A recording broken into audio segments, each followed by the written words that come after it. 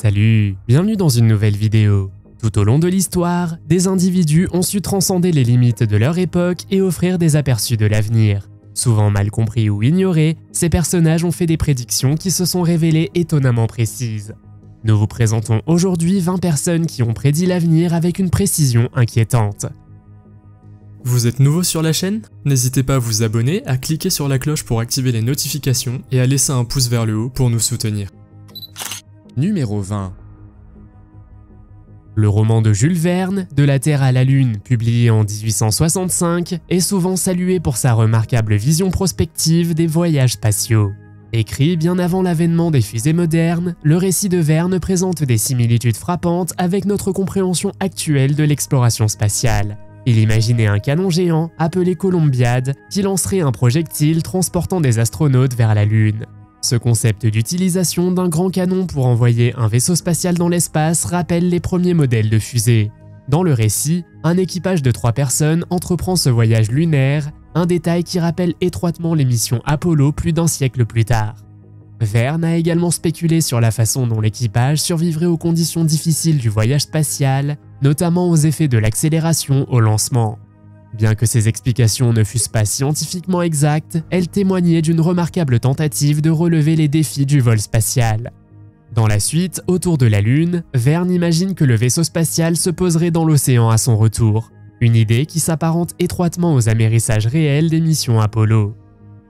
Au-delà des voyages spatiaux, il prédit également des avancées dans les médias, comme les bulletins d'information quotidiens qui préfigurent les émissions d'information et les podcasts modernes. Numéro 19. Warren Buffett, investisseur renommé et PDG de Berkshire Hathaway, est connu pour son approche prudente des valeurs technologiques, notamment pendant la bulle Internet de la fin des années 90. Sa réticence à investir dans les entreprises technologiques découlait de convictions et d'observations clés sur la dynamique du marché à l'époque. Buffett estimait que de nombreuses valeurs technologiques étaient largement surévaluées pendant la bulle Internet. Il exprimait fréquemment son scepticisme quant à la pérennité des taux de croissance rapides et des valorisations élevées caractéristiques du secteur technologique. Cette attitude prudente a conduit Berkshire Hathaway à sous-performer significativement par rapport à l'indice Nasdaq, en pleine expansion et fortement pondéré en valeurs technologiques. Durant la bulle, Buffett avait prévenu que la plupart des startups Internet feraient faillite, à l'instar des premières industries automobiles et aéronautiques, où de nombreuses entreprises ont fait faillite. Il est intéressant de noter que la position de Buffett sur les valeurs technologiques a évolué au fil du temps. S'il les a d'abord évitées, il a ensuite reconnu l'importance de certaines entreprises technologiques, réalisant des investissements importants dans Apple. Numéro 18. Un homme de l'Oklahoma, Brandon Dale Biggs, a fait une prédiction effrayante concernant une attaque contre Donald Trump près d'1 mois avant qu'elle ne se produise. Dans un podcast enregistré le 14 mars 2024, il a affirmé qu'une vision divine lui avait montré que Trump serait pris pour cible et qu'une balle le manquerait de peu. Lors d'un entretien avec le pasteur Steve Cioccolanti, Brandon a décrit avoir vu une balle passer si près de la tête de Trump qu'elle lui a percé le tympan. Il a également vu Trump tomber à genoux et adorer le Seigneur. Le 13 juillet, lors d'un meeting de campagne à Butler, en Pennsylvanie, Trump a effectivement été touché à l'oreille droite. Après l'incident, Brandon a vu un Trump transformé, affirmant qu'il serait véritablement enflammé par Jésus après une telle expérience de mort imminente. Il a également affirmé que Dieu lui avait dit que l'Amérique n'était pas encore prête et avait prédit un regain patriotique, entraînant une vague rouge dans le Michigan. Finalement, il a entrevu la victoire de Trump aux élections de novembre et le retour de Jésus. Numéro 17. Morgan Robertson était un auteur américain surtout connu pour sa nouvelle Futility, publiée en 1898. Cependant, elle fut révisée en 1912 sous le titre de The Wreck of the Titan. L'histoire suit un paquebot britannique fictif, le Titan, réputé insubmersible, qui sombre tragiquement après avoir heurté un iceberg dans l'Atlantique Nord. Les étranges similitudes avec le naufrage du RMS Titanic en 1912 ont suscité des spéculations sur les capacités prophétiques de Robertson en matière de catastrophes maritimes. Les 2 navires étaient parmi les plus grands de leur époque et conçus pour la vitesse. Le Titan mesurait 244 mètres de long, tandis que le Titanic était légèrement plus long, avec 269 mètres. Tous deux ont entrepris leur voyage inaugural avec de grandes attentes, mais ont rapidement connu le désastre. Le Titan a coulé en avril, tout comme le Titanic. Les deux navires manquaient également de canaux de sauvetage, un facteur crucial dans le nombre élevé de victimes. De plus, comme le Titanic, le Titan transportait de nombreux passagers fortunés. Après la catastrophe du Titanic, beaucoup ont interprété le récit détaillé de Robertson comme une forme de voyance, bien qu'il ait lui-même nié tout don surnaturel. Numéro 16. 1984 de George Orwell, publié en 1949, constitue un avertissement terrifiant sur le potentiel totalitaire et le contrôle gouvernemental de la société. Le roman dépeint un avenir dystopique où l'État exerce un contrôle extrême sur ses citoyens par la surveillance, la propagande et la manipulation de la vérité. Orwell imaginait un monde où le gouvernement surveille constamment sa population grâce à des appareils comme les télécrans qui servent à la fois d'outils de communication et d'équipements de surveillance. Ce concept est de plus en plus pertinent aujourd'hui car les smartphones et autres technologies permettent une surveillance généralisée par les gouvernements et les entreprises. Un thème clé de 1984 est l'utilisation du langage comme outil de contrôle. Le gouvernement emploie la novlangue, un langage destiné à restreindre la liberté de pensée et d'expression. Cette manipulation du langage pour façonner la perception du public et réprimer la dissidence se reflète dans les débats modernes sur le politiquement correct et les euphémismes. L'idée de trous de mémoire où des vérités historiques dérangeantes sont effacées illustre la manière dont les régimes totalitaires peuvent réécrire le passé pour préserver leurs récits. Le portrait qu'Orwell dresse d'une société où les individus sont réduits à l'état de rouage d'une machine bureaucratique met en lumière les dangers de la déshumanisation.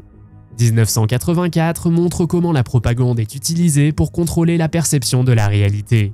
Pensez-vous que nous vivons aujourd'hui dans une société semblable à celle de 1984 ? Faites-le moi savoir dans les commentaires. Numéro 15. Nikola Tesla était un inventeur et ingénieur révolutionnaire dont les travaux ont jeté les bases de la technologie sans fil moderne. Ses expériences, menées à la fin du 19e et au début du 20e siècle, portaient sur la transmission d'énergie et d'informations sans fil, une idée très en avance sur son temps.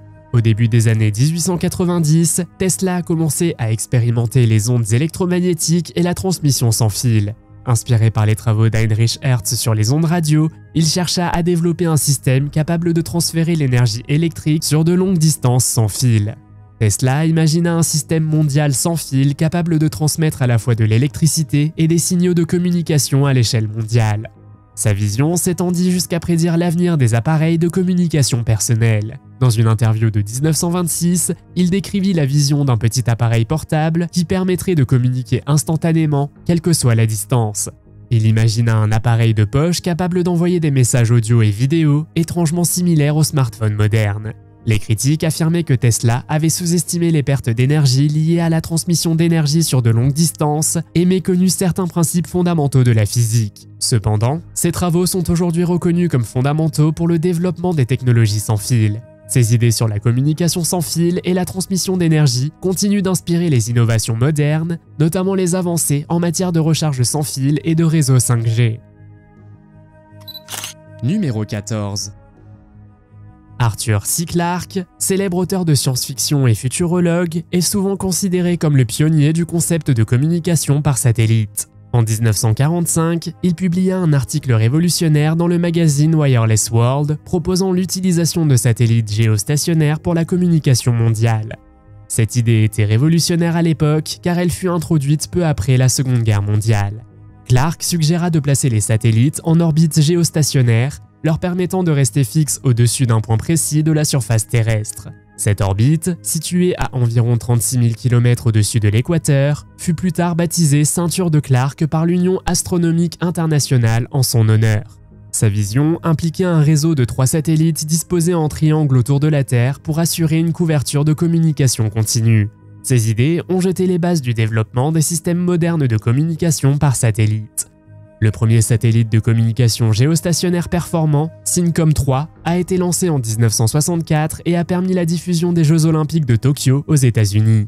Les travaux de Clarke ont eu un impact durable sur les télécommunications et il est souvent qualifié de père du satellite de communication. Numéro 13. Dans sa conférence TED de 2015 intitulée « La prochaine épidémie, nous ne sommes pas prêts », Bill Gates a souligné la vulnérabilité du monde aux pandémies et l'urgence de s'y préparer. Il a averti que l'apparition d'un virus hautement contagieux pourrait potentiellement tuer plus de 10 millions de personnes dans les décennies à venir. Gates a souligné que les systèmes de santé mondiaux n'étaient pas suffisamment préparés à gérer de telles crises, comme en témoignent les épidémies passées comme Ebola et Zika. Il a également soutenu que les pandémies devaient être prises au même sérieux que les menaces nucléaires. Il a proposé que les gouvernements et les organisations investissent dans la planification de scénarios, la recherche sur les vaccins et la formation des professionnels de santé afin de garantir une réponse efficace aux futures épidémies. Sa conférence TED de 2015 fait aujourd'hui office d'avertissement prophétique sur les pandémies et la nécessité d'une préparation mondiale.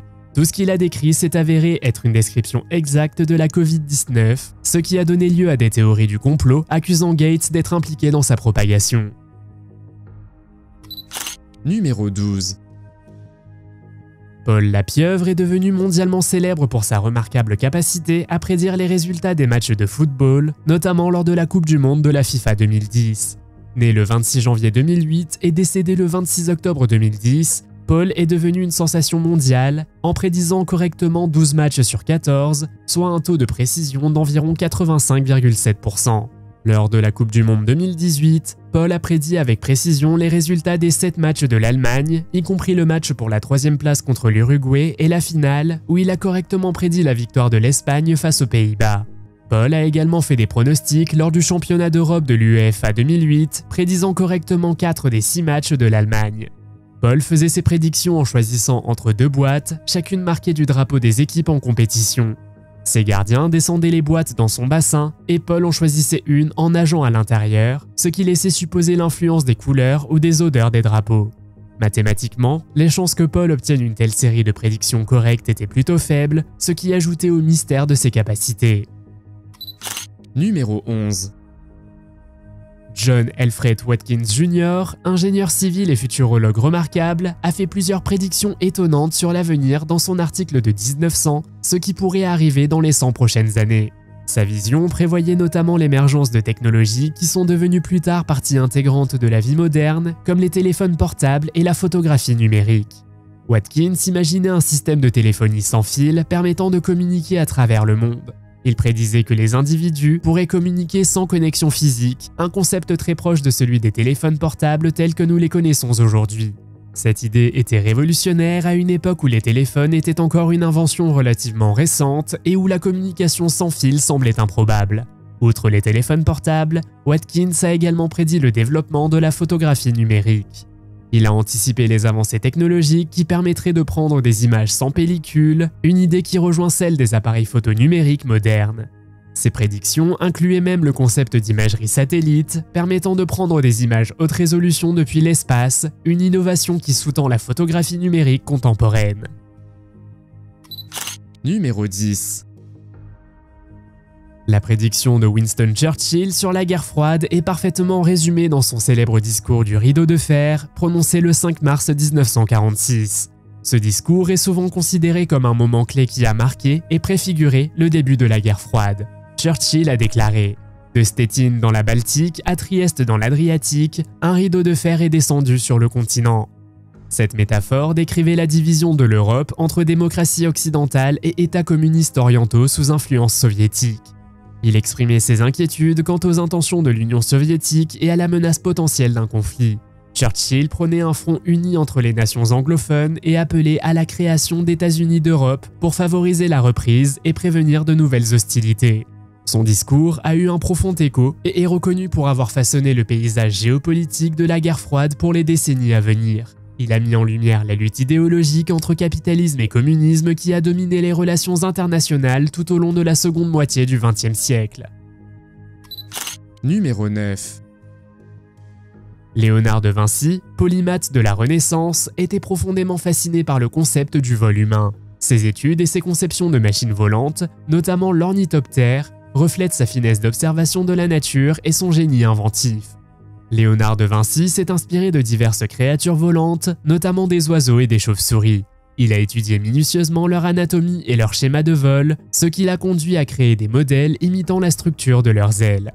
Son engin volant, d'une envergure de plus de 10 mètres, a été fabriqué en pin et en soie grège pour une construction légère et robuste.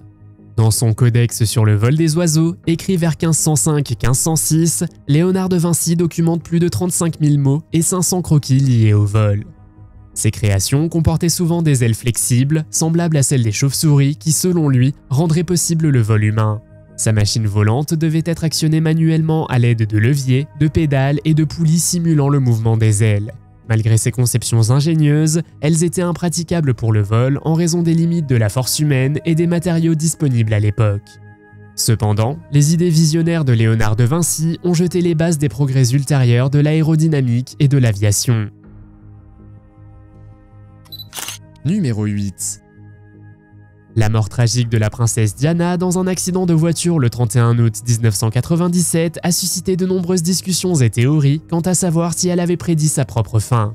Plusieurs témoignages suggèrent que dans les mois précédant sa mort, Diana a exprimé des craintes pour sa sécurité. L'un des éléments les plus frappants souvent cités dans ces discussions est une lettre connue sous le nom de Note Mishcon. Écrite en octobre 1996, Diana exprimait ses inquiétudes quant à la préparation par le prince Charles d'un accident susceptible de provoquer un accident mortel. Dans cette lettre, elle écrivait « Mon mari prépare un accident avec ma voiture, une panne de frein et un grave traumatisme crânien pour lui permettre d'épouser Tiggy. » Cette lettre est restée cachée pendant des années et n'a été révélée que lors des enquêtes sur sa mort. Diana aurait également partagé ses craintes avec ses amis et ses confidents.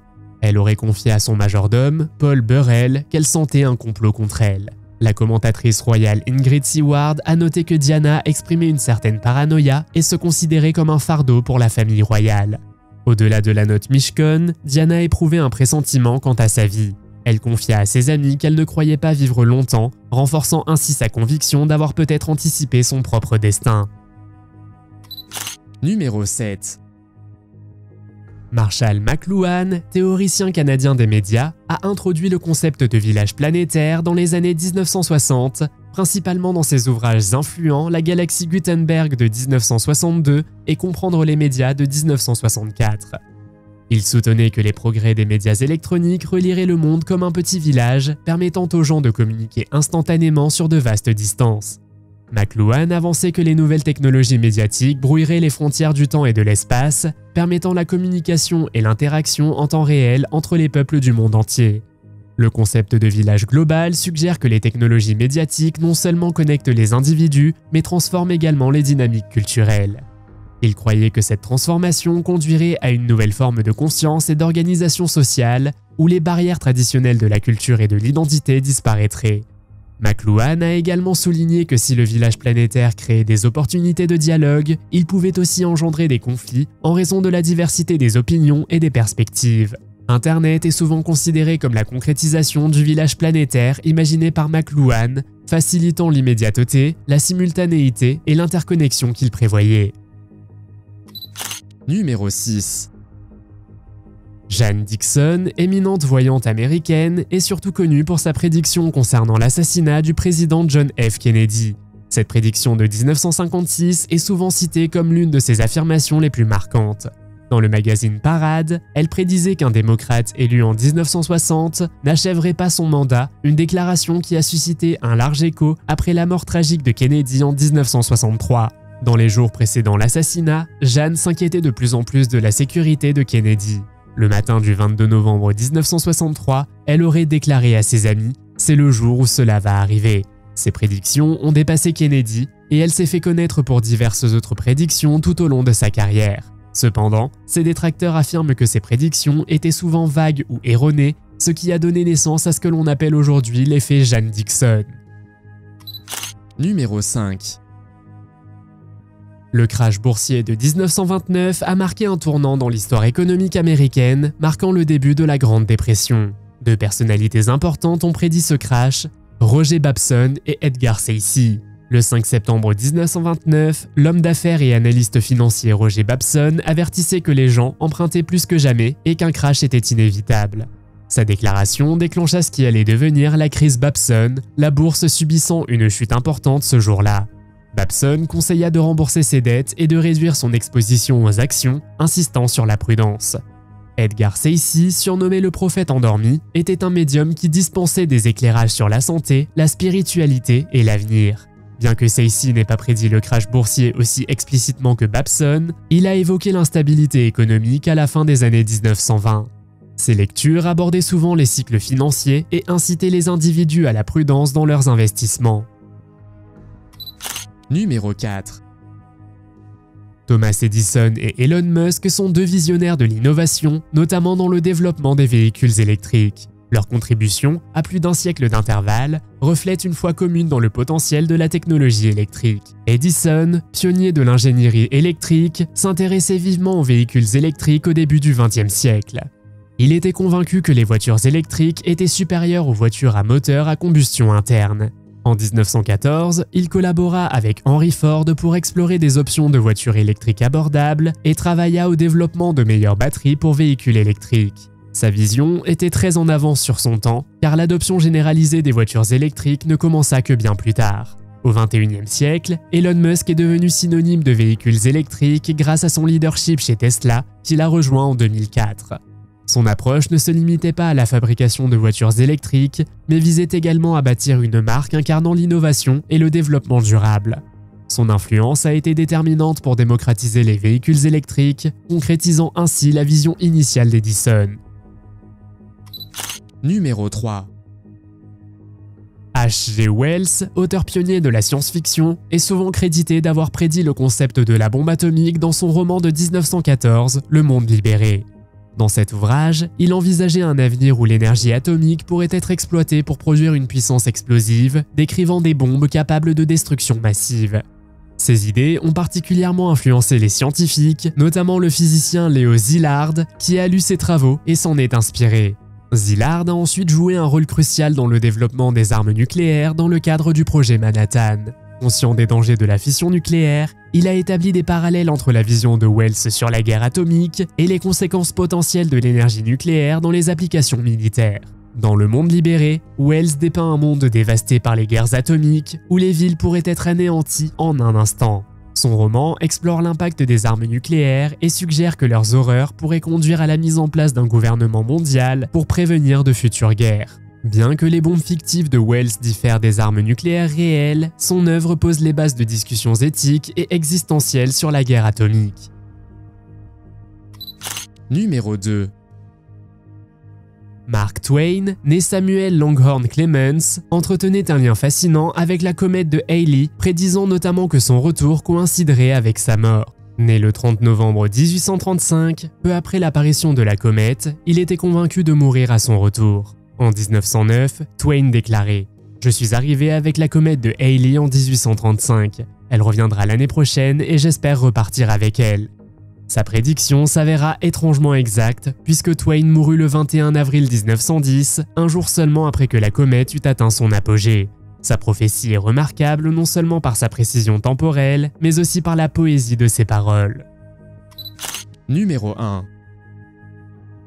Dmitri Mendeleïev, un chimiste russe, est célèbre pour avoir créé le tableau périodique des éléments en 1869. Son travail était révolutionnaire car il classait les éléments par poids atomique et propriétés, lui permettant de découvrir des tendances périodiques et de prédire l'existence d'éléments inconnus. Le tableau périodique de Mendeleïev n'était pas seulement un catalogue d'éléments, il comportait également des lacunes pour des éléments encore inconnus. Il a précisément prédit les propriétés de plusieurs éléments, y compris le gallium, découvert en 1875, dont il entrevoyait les caractéristiques clés, le scandium, découvert peu de temps après, correspondant à ses prédictions, le germanium découvert en 1886, qui s'intégrait parfaitement dans son tableau, ainsi que le technétium, découvert en 1937, comblant plus tard l'une des lacunes qu'il avait prédites. Ces prédictions étaient basées sur des modèles qu'il observait dans le tableau périodique, où il remarquait que certaines propriétés réapparaissaient à intervalles réguliers. Quelle est votre prédiction pour l'avenir? Faites-le moi savoir dans les commentaires. Si vous avez aimé cette vidéo, mettez un pouce en l'air. Si vous voulez voir d'autres vidéos que nous avons réalisées, cliquez sur l'une d'entre elles à l'écran ou jetez un coup d'œil à la chaîne. Merci d'avoir regardé et à la prochaine.